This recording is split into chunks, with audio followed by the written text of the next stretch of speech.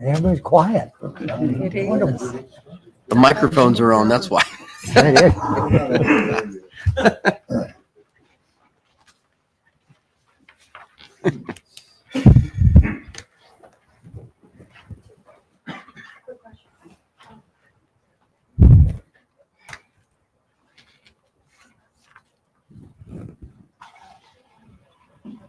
My goodness.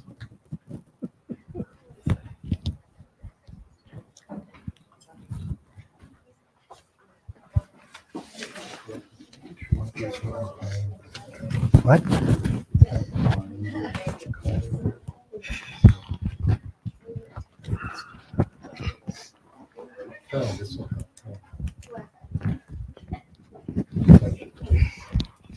Yeah, they strangle me. To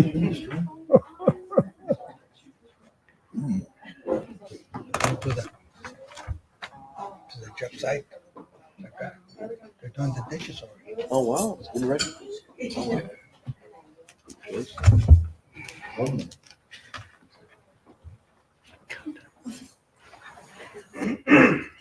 Why are we so precise today? What?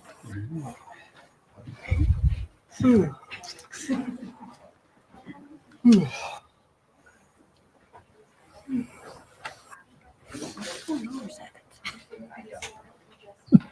let me know.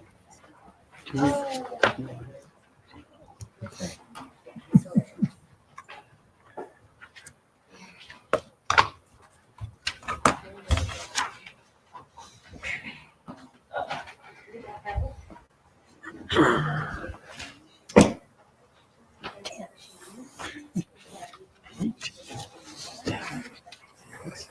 Countdown. Yeah.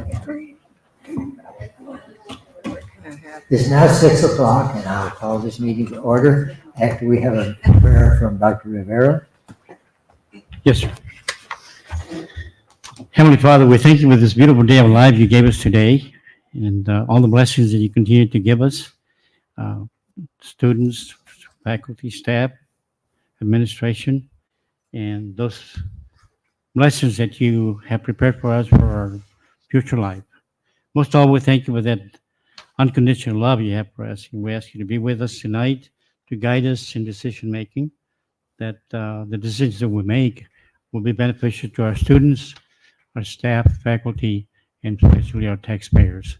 And we ask this in Jesus Christ's name. Amen. Thank you, Dr. Rivera. Yes, you're welcome. I now call the meeting to order. First order of business is to recognize our guests.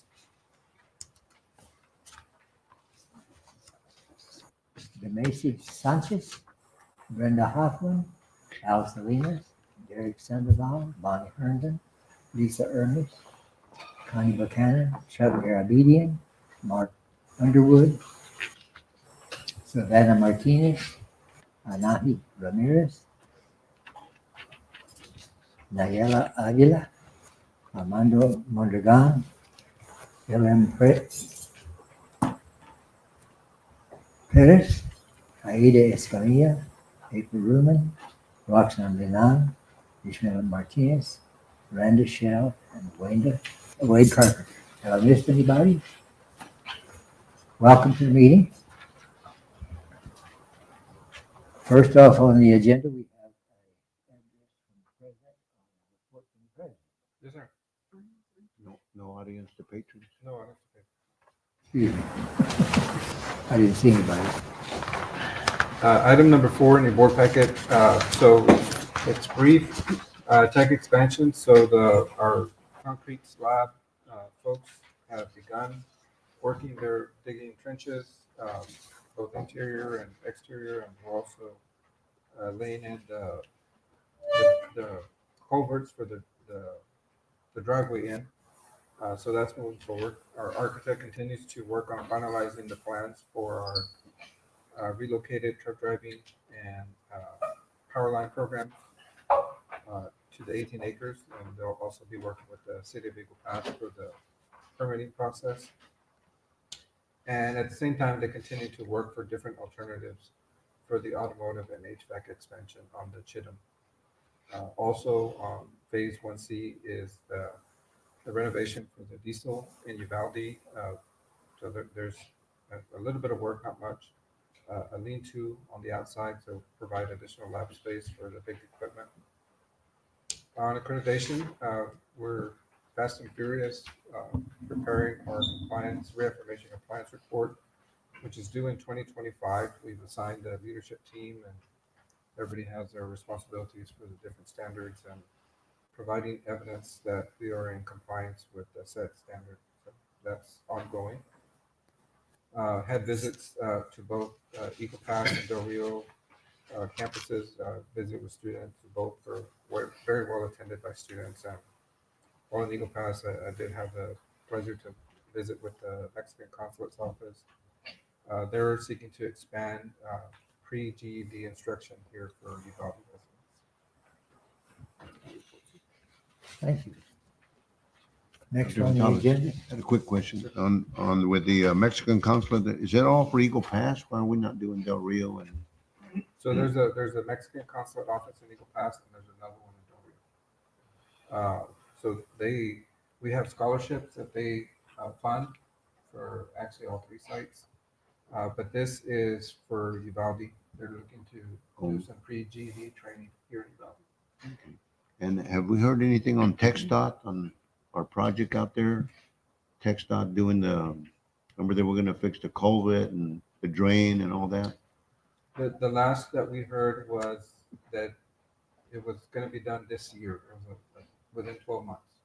The culvert under the Garfield Road. Within 12 months start. That, like 3 months ago? whenever they get around to it. Yeah.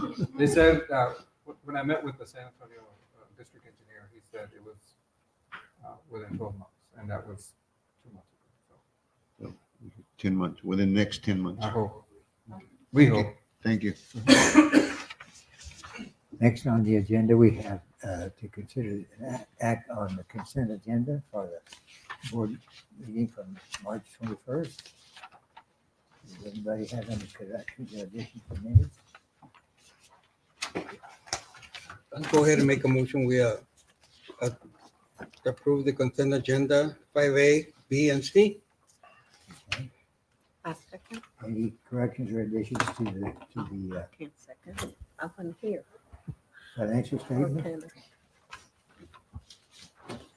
Can I? If I wasn't here, Motion's been made. Do I hear a second? Needed.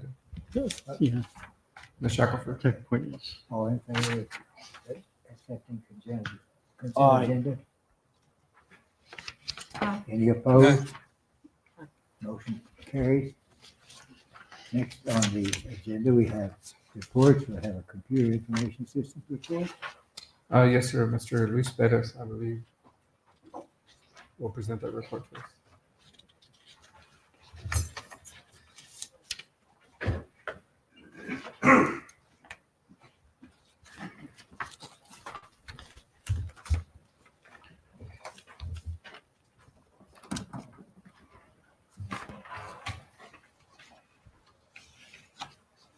Good evening. I welcome the opportunity to present, before the board, For me, this is a great honor. And in behalf of everybody, I thank you for the opportunity to present, what the CIS program is about. Yes, by the way, my name is Luis Perez. Can you speak up a little bit? I can't really hear. Yeah. I'm sorry. Let's see if do I sound better now? Yeah. Okay. Very soft spoken. that's my hearing. So the items that I'm going to go ahead and present, it's going to be a brief program description, the sites. We're going to talk about one particular certification in the program, and then graduation statistics. We're going to discuss what kind of engagement we're currently doing in the program. We're also going to present success stories, and we're going to go back, a little bit in history, back in the days of 1988, 1989. Naturally, if anybody has any questions, please let me know. So this is a description in which we're talking about those students which are interested in anything that has to do with hardware, networking, or software. This is the kind of training, that this program is offering. We try, to help out, all the students reach, okay, that state in which they're ready to be hired. And usually the main thing that any kind of business or corporation is looking for is just, okay, a certification. In this case, we're focusing on the A+. We're focusing also on the CCNA certification. And one of the things, okay, that we always point out to the students is that the IT field is always very dynamic. It's constantly, constantly changing. That's the only thing that remains change. And this is a quick description of the classes, okay, that we offer within the CIS program. The first one has to do with working with the operating system in a computer. Your cell phones, for example, they might be using a version of Android or something like that. That's an operating system. Windows, those kind of things. That's what the students begin to learn. Web design, okay, how to make a website. Basic HTML coding. We don't touch on anything that has to do with security.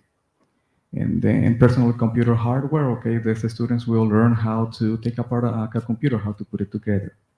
Okay, they also learn how to connect it to the network. They also learn a little bit about security. Those are the details in that class.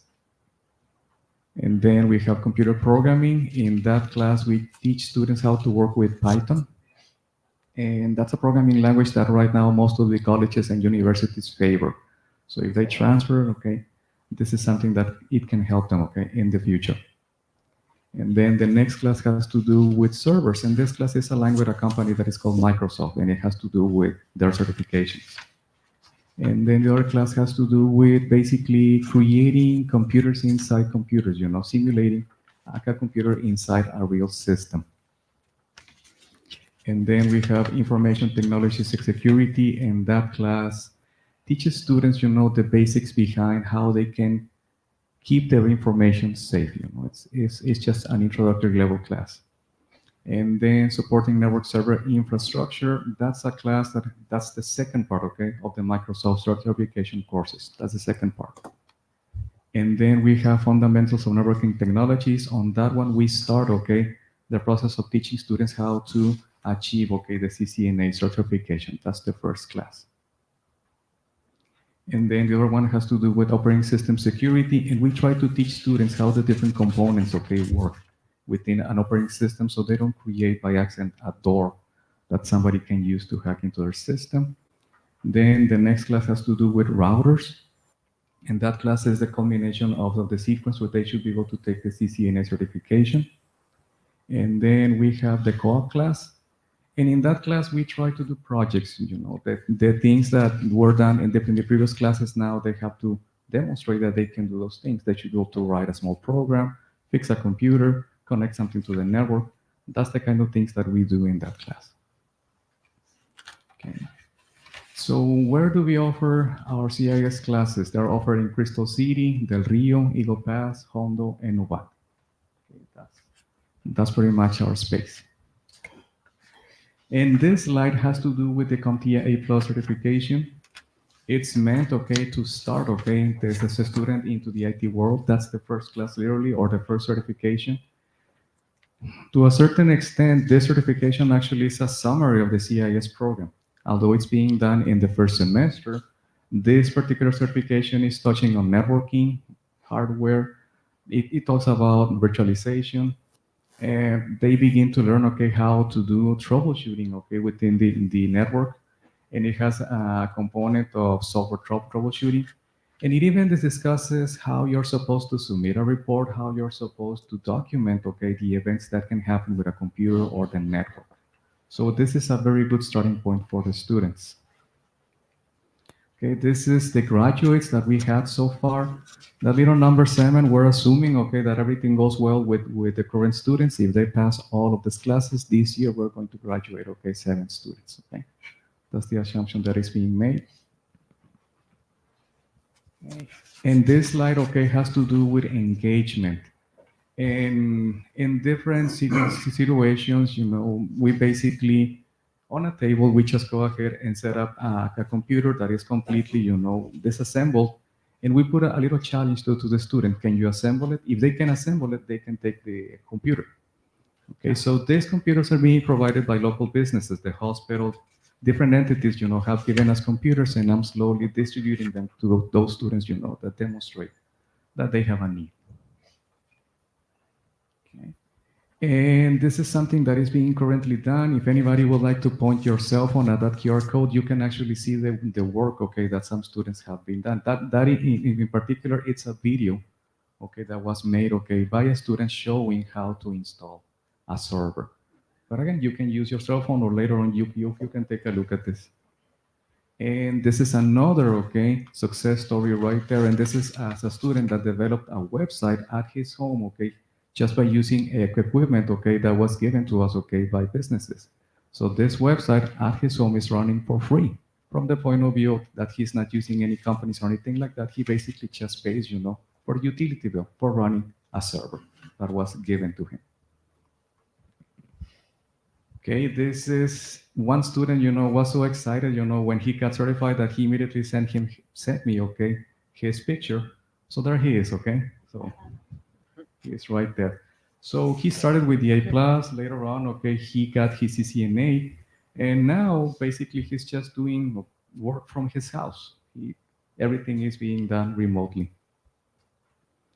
And this is a list, okay, of my success stories.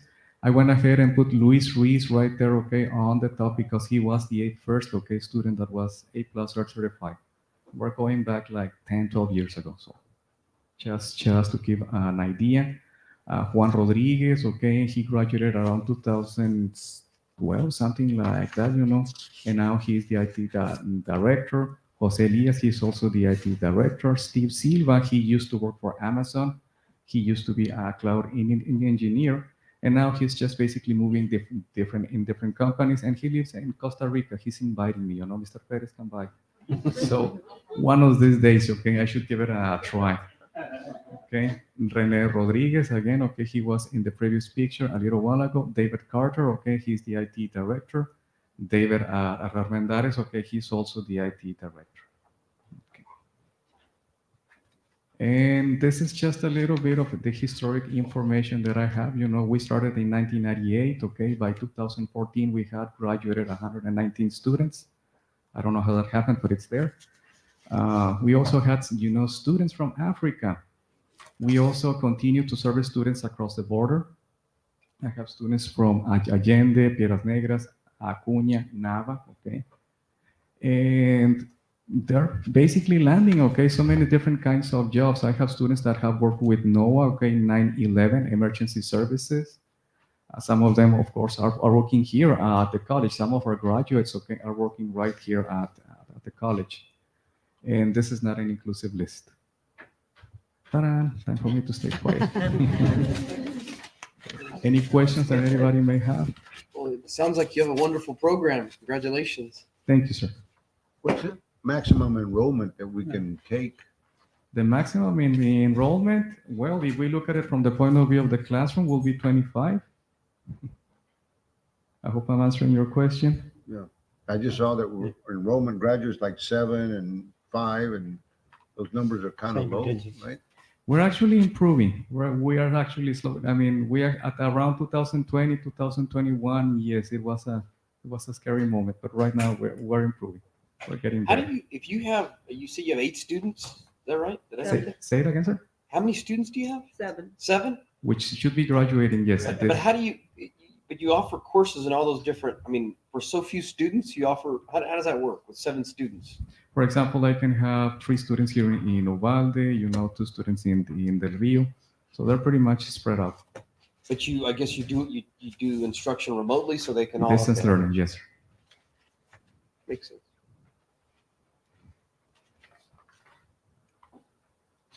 Thank you, sir. Thank you. Thank you very Thank much. you. Thank you very much for Very that. impressive.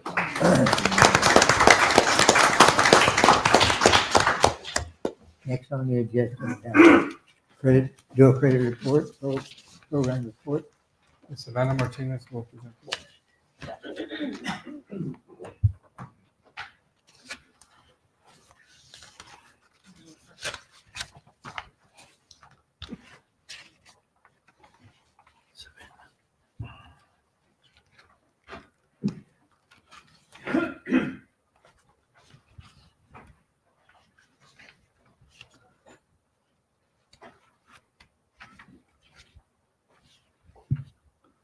Hi, good evening.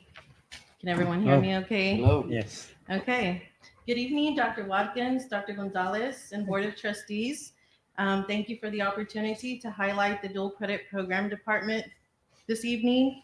My name is Savannah Martinez, and I am the Director of the Dual Credit Programs here at SWTJC.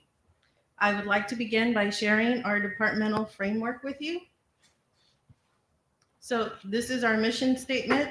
This covers who we are, what we do, how we do it, and most importantly, it answers the why we do it, which is to offer educational opportunities to high school students.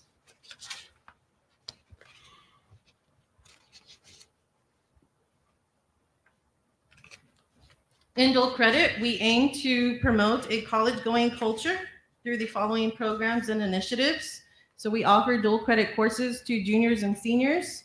We have our technical programs. We also have designated high schools. So designated high schools go through a designation process by TEA, and this creates safeguards to maintain the integrity of the model, which is designed to target and serve students who might not otherwise attend college. Lastly, we also have academy programs. So these academy programs were established to provide high achieving students a chance to earn an associate's degree. Here on the slide, you will see pictures of our most popular technical programs. There are 8 amongst dual credit. Those are AC and refrigeration, aircraft maintenance, automotive, business office technology, construction carpentry, EMT, patient care technician, and welding. So in this slide is a visual of our partnerships across the 11 county service area. We service 24 school districts. Within those 24 school districts, we have 31 high schools and 97 dual credit faculty. So dual credit faculty are ISD full-time high school teachers who have been evaluated, mentored, and are approved by SWTJC based on the guidelines of the Southern Association of Colleges and Schools Commission on Colleges. And in addition to these adjunct faculty, we also have many full-time SWTJC instructors who teach dual credit classes or college classes to high school students. In the next slide, you'll see our partnership profile. Down below are all of the programs. So we have 22 traditional high schools. That means that they offer college courses to juniors and seniors. And then we have our designated high schools, which I mentioned earlier. Those are your early college high schools and your PTech high schools. PTech stands for Pathways in Technology. Those are geared more to the technical side of the house. And then we have the Early College Academy, 2 of those. 16 out of our 24 districts offer some type of dual credit technical program. So there are some districts that offer 1 program, and there's other districts that offer as many as 6 or 8 programs. We also serve. Sorry, a question. Does Uvalde offer technical programs? Yes, sir. We also service 4 homeschools here in the Uvalde area.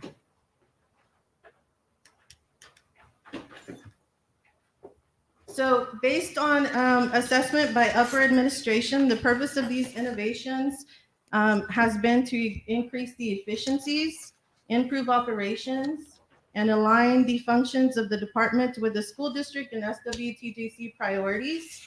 So some of those innovations have been staff refocus, automation in registration, our informer reports, and here I wanted to highlight our long-term goals, which is to have dual credit students self-register and also provide some type of account or dashboard that high school counselors can access.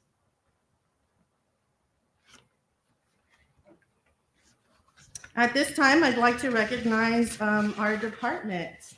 So Ms. Nayeli Avila, she is our dual credit program assistant. She also assists the professional development office. A fun fact about Miss Nayeli is that she graduated from Canepa Early College High School in May of 2020, and all of her credits from SWTJC transferred to UTSA, and she earned her bachelor's degree. Thank you, Nayeli. Next, we have Ms. Anaí Ramirez, who joined our department at the beginning of the fall semester last year. Ms. Anaí is our department's Excel guru. So thank you, Ms. Anaí. And last but not least, we have Mr. Sanchez, who has been with the dual credit office for 10 years now and with SWTJC for 12. Mr. Sanchez excels in student recruitment. Thank you. And then finally, myself, I've been with SWTJC now for 17 years.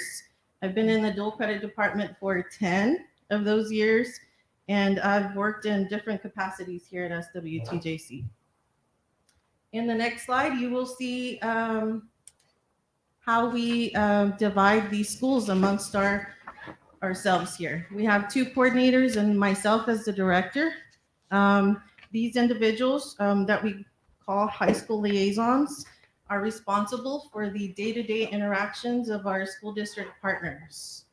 And they work closely with the districts, like I mentioned, every day, and ensure that the dual credit processes and programs are running smoothly. At the beginning of the fall semester, we also assigned success coaches to each of these high schools. And so the success coaches help track student success, completion, and graduation requirements. This is a 10,000-foot aerial view of operations in dual credit, very simplified. So each of our programs begins with an MOU, or Memorandum of Understanding, and a program sequence. Once the MOU is official, it's official when it's assigned by the superintendent and Dr. Gonzalez. We then work with division chairs very closely and high school counselors to make sure that we're meeting the district's need with the course offerings. Student onboarding. Student onboarding is also a collaborative effort between the admissions office, success coaches, and the dual credit department. Onboarding items include things such as degree audits, applications, orientation, just to name a few. Once all of that is complete, the ISD submits class rosters to the dual credit department, and we register the students. So this process happens once a semester. The MOU and program sequencing process happens once a year. Yes, sir. So I'm just curious about the mechanics of it. So, for example, a traditional student that would enroll in community college after graduating high school would meet with a counselor, and then the counselor would sort of guide them on what they need to take to get an associate's degree in whatever, whatever degree they want to pursue or whatever area or field of study. Is there a similar process for juniors? Does the guidance counselor say, hey, you want to be involved in this program, this is what you need to take to get the associate's degree, or is it just sort of whatever they want to register for? So at the high school level, they survey the students, and the student meets with the different high schools. And at that point in time, there's an assessment made based on the student's need and interest, and whether the school is offering those different programs. So, for example, District A is offering automotive and welding. So they'll sit with the student, and the student now has the opportunity to also sit with our success coaches, and they can walk them through that program. So just to expand on that, so Savannah talked about 2 different high school tracks. So we have those high schools that are traditional dual credit, where they may offer 15 to 20 dual credit hours. And then we have the early college high schools, which will lead to an Associate of Arts. Okay. So those that are in the traditional, there's really not a lot of variability because they're taking basically just the core, the history, the government, Okay, that's what I was gonna Yeah. getting at. There's fewer electives. It's gonna be just the, the core. Yes, they focus on the core mainly. So, A lot of, however, those that are in the early college, high school, there's 42-hour core, and then there's 18-hour electives on top of that. And so those students in the either early college, high school, early college academy, then it is more important to have those conversations and kind of gear those electives to the discipline and the university that they want to transfer to. so okay, I get it. Yeah. Okay, so basically the kids that go to those early college programs, it's like they're actually going to college. yes, Okay. yes, to earn a 2-year degree. And I know Del Rio has one of those. Where are the counties that we serve? Which, Mhm. how many of those early We college have high 3 schools? early college high schools at the moment. Those are Uvalde, Dilley, and Del Rio. Okay, Uvalde has one. Okay. Yes. Didn't know that. Is this the time that, like at graduation? you Yes, ma'am. identify that they have their Can you- So that's going to be associates? the Friday Canova graduation. is an academy. Have y'all looked at just out of curiosity, sort of the rates, the pass rates for kids that are in the early college versus kids that actually enroll in traditional, college after high school? In other words, I have not, but that's on my list of things to do now with Informer. And I want to give a special shout out to the ERPS department, which is the Enterprise and Applications department, has helped a lot with the Informer reports and being able to filter through different schools and things like that. And so that's something that I want to look at is success rates and measuring those against different programs like you mentioned. and so again, I'm just curious the way the mechanics work. So basically, if a school district can hire an employee and say, hey, we think this person is qualified to teach X, they would come to you guys and then you would run a background and see if they have sufficient Yes, sir. qualifications. Yes, sir. We have an internal process. So they submit their documentation and then it is reviewed by deans, faculty, the vice president of academic affairs, and then it goes through an evaluation process. There's a teaching demo / interview conducted, and then there's a recommendation made. What about the homeschools? How do those work? The homeschools work very similar to the traditional schools. A lot of the time, students already know where they're transferring to. So they take a lot of their prerequisites or core classes with us, and then they transfer over to university.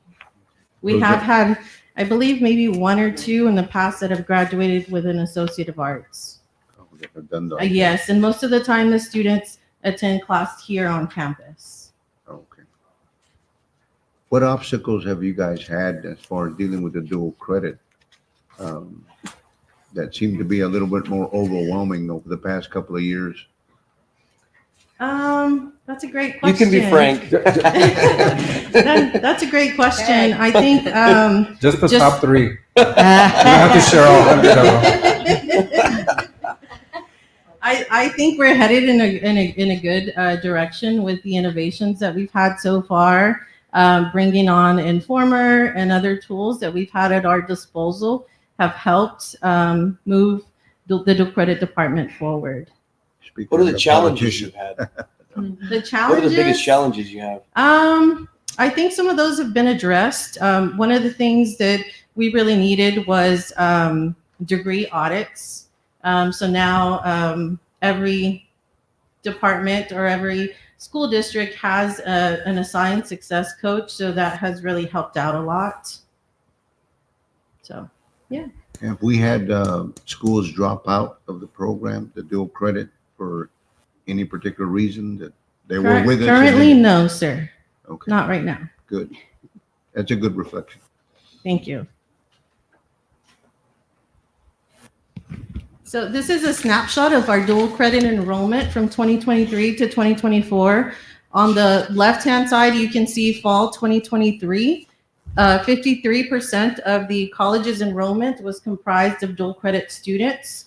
And the same can be said about spring 2024. And dual credit is in the light blue there. Any idea why the dual credit enrollment went down significantly, I guess? Normally, you see that's a pretty common trend in enrollment where you see a little bit of a drop or a dip between the fall and spring semesters. On the next slide, we have our dual credit graduates. So this is a snapshot over a 4-year span. You can see the increase in graduates, which aligns to our enrollment increasing in dual credit. This year, we're projected to have 490 students graduating.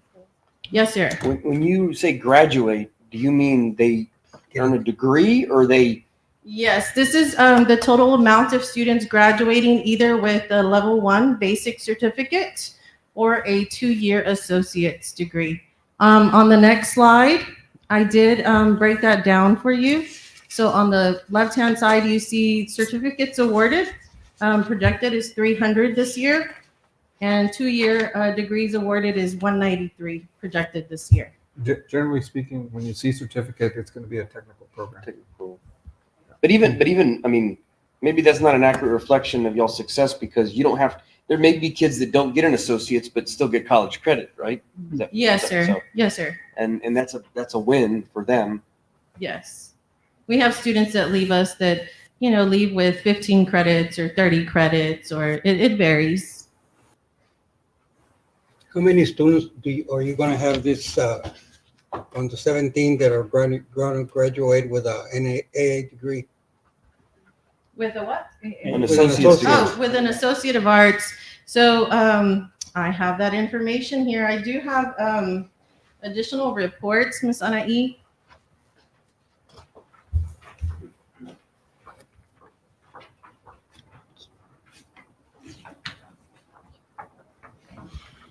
Thank you. So for general studies, we have 185 graduating this year with an Associate of Arts. Well, those are the ones that graduate from college before they graduate from high school? Yes, sir. Thank you.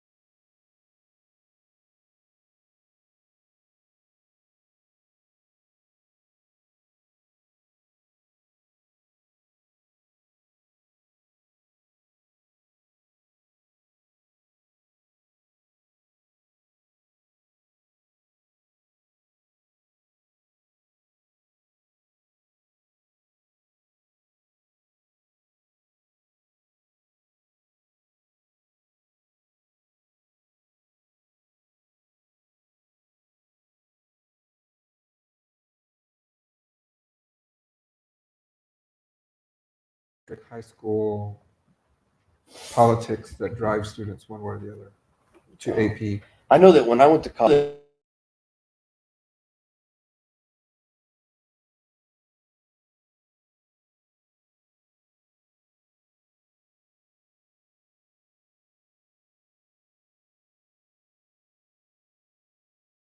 class, which I did, and I passed, I got college credit and I got credit on my GPA at the university.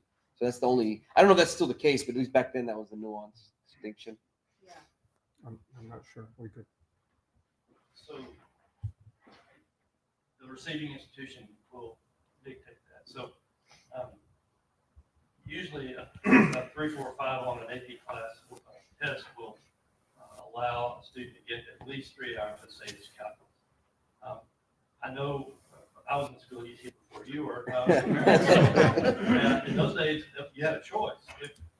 If they said, well, you can have credit for English, whatever, with a B, or you can just take a credit and then move on to the next class. So there's options among schools. Yeah. The transfer GPA from a dual credit student carries just goes into the receiving institution, and that's kind of where they start their GPA with that school. I will say though, when I went to law school, they took my total GPA. And that helped. If there are no other questions, thank you so much for your time. Thank you. Have a good evening. Thank you. Thank you. Answer the report.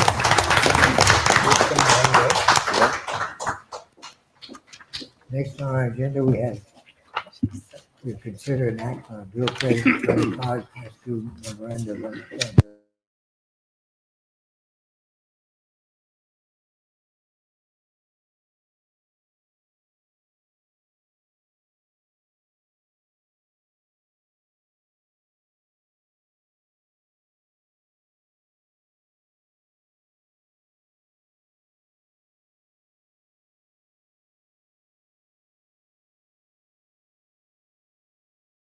They present that to their board.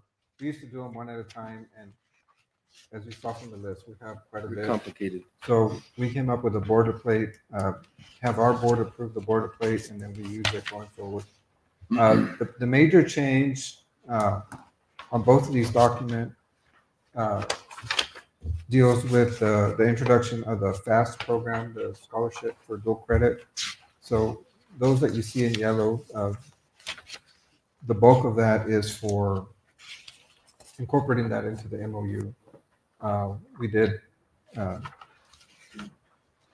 leave a place there on, I guess it would be the page 6 for the success coach. So for each school, we will identify who that success coach will be. And then we clearly identify responsibilities both for our institution and for the ISDs. I think everything else is pretty much the same, little tweaks here and there. But these are the programs that will govern those agreements for the next academic year. So before now, we didn't have financial aid applications for these students? No, so that came as a result of House Bill 8.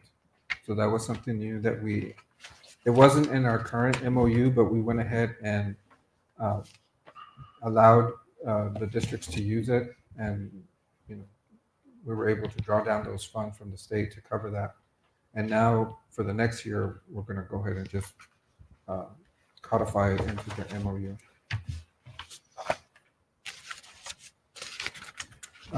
Kind of, I don't want to say across the board, but a large majority has seen their costs drop by 3/4. So if they were paying $100,000 for dual credit, technical, everything, this year they're seeing bills of $25,000. That's how significant the impact of HB8 has been.